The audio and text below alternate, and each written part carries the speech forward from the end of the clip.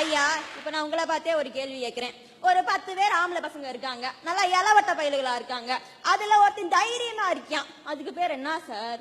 தைரியமா இருந்தான்னா அவனை வீரேம்பாங்க. இதுக்கு நான் ஒரு உதாரணம் சொல்றேன். ஐயா, எனக்கு ஒரு பொம்பளை புள்ள ஃப்ரெண்டா இருக்குன்னு வச்சுக்கோங்க. அந்த புள்ள ஒருத்தரை லவ் பண்ணுது. அப்ப நாங்க போய்கிட்டு இருக்கும் போது 10 பேர் பேசிக்கிட்டு இருக்காங்க.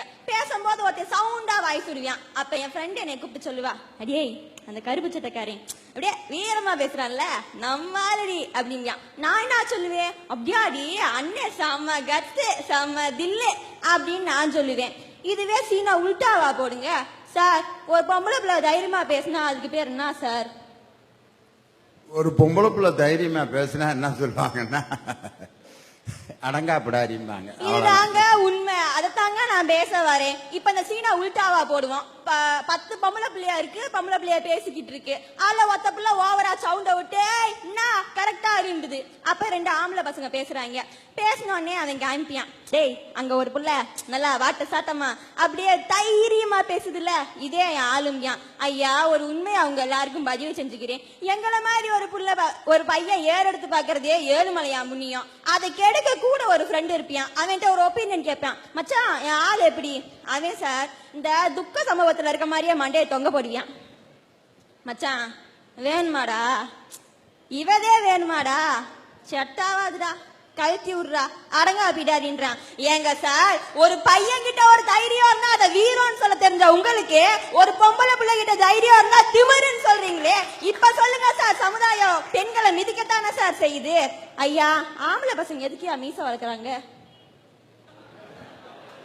வளருது வளர்க்குறாங்க.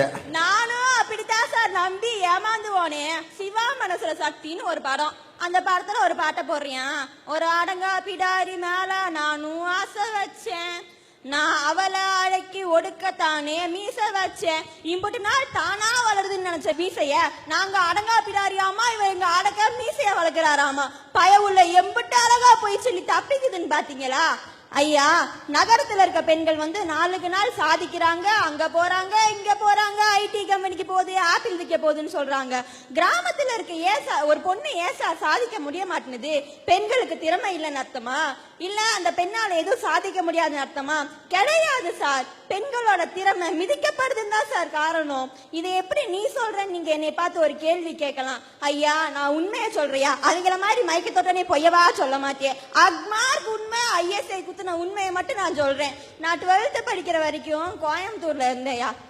நான் போகாத போட்டி இல்ல, வின் பண்ணாத போட்டி இல்ல. இதே நான் 12th முடிச்சு இங்க வந்தவ சும்மா இருக்காம நம்ம இங்கேயும் திறமையை வளர்ப்போம்னு தேனி கலெக்டர் ஆபீஸ் வரைக்கும் போனேன். தேனி கலெக்டர் ஆபீஸ்ல மாவட்ட அளவிலான கவிதை போட்டி நடந்துச்சு சார். நானும் போனேன், சேர்ந்தேன், பிரைஸையும் வின் பண்ணிட்டேன். ஃபர்ஸ்ட் பிரைஸ் 10,000 ரூபாய். சரி இருக்கட்டும், நான் வாங்கிட்டேன். எனக்கு அடுத்த லெவல் ஸ்டேட் லெவல் காம்படிஷன் சென்னைக்கு போகணும்னு சொன்னாங்க. நானும் சென்னைக்கு போலான்னு சொல்லி கேட்டா என் சமூகம் எனக்கு என்ன தெரியுமா சார் பதில் சொல்லுச்சு? ஒரு பொம்பளை புள்ள நீ எப்படி சென்னைக்கு போலாம் அப்படின்னு சொல்லுச்சு. சார் எல்லாம் வலின்னு உடல் வலிய சொல்றாங்க, அதெல்லாம் கிடையாதுங்க. உண்மையான வலி என்னன்னு தெரியுமா சார் உங்களுக்கு? உங்கள்கிட்ட திறமை இருந்தும், நீங்க ஒரு இலக்க வச்சும், அந்த இலக்க அடைகிற தகுதி உங்களுக்கு இருந்தும், பொண்ணா பிறந்துட்டுமே சொல்லி ஒரு காரணத்தால உங்க திறமை தட்டி கழிக்கப்பட்டா அது வலி சார். அந்த வலிக்கு ஈடு வேற எதுவுமே இல்ல சார். இது ஒரு பொம்பளை பிள்ளைய தவிர வேற யாராலையும் புரிஞ்சுக்கவே முடியாது சார். அதுக்கப்புறம் சார் ஒரு பழமொழி சொல்லுவாங்க, ஜான் ஏறுனா முளச இருக்கும், ஜான் ஏறுனா முளச இருக்கும். இது பொம்பளை பிள்ளைங்களை தவிர வேற யாருக்குமே பொருந்தாது சார். நியூஸ் பேப்பர் எடுத்து பாருங்க, முதல் பக்கத்துல போடுவாங்க பெண் சாதனை, பெண் பதக்கம் வென்றார்னு. அதே நியூஸ் பேப்பரை பொறுத்துங்க சார், இந்த பெண்ணுக்கு இந்த சம்பவத்துல பாலியல் கொடுமை நடந்துச்சு, பாலியல் வன்முறை வந்துச்சுன்னு சொல்றாங்க. இப்ப இருக்க பெத்தவங்க பொம்பளை பிள்ளைங்களை பெத்துக்க பயப்படுறாங்க சார். பெண்கள் மிதிக்கப்பட்டு தானே இருக்கும் சார். நம்மளுடைய தேச தந்தை காந்தி அடிகள் அவர் ஒரு அழகா ஒரு வார்த்தை சொல்லி இருப்பாரு, என்னைக்கு ஒரு பெண் நைட்டு 12 மணிக்கு நகை நட்டெல்லாம் போட்டுட்டு ஊரை சுத்தி பத்திரமா வீட்டுக்கு வராலோ அன்னைக்குதான் சுதந்திரம்னு சொல்லுவாங்க. இப்ப அந்த காந்தி அடிகள் இருந்தா என்ன தெரியுமா சார் சொல்லியிருப்பாரு? கண்ணீரை விழுக விட்டு வலியும் வேதனையுமா சொல்லியிருப்பாரு, என் பொண்ணு நகையோட வர வேண்டாம், நட்டோட வர வேண்டாம், என் பொண்ணு உயிரோடையும் மானத்தோடையும் கற்போடையும் வீடு சேரட்டும்னு சொல்லியிருப்பாரு சார். பெண்கள் மிதிக்கப்பட்டு தானே சார் இருக்காங்க, எங்க சார் மதிக்கப்படுறாங்க?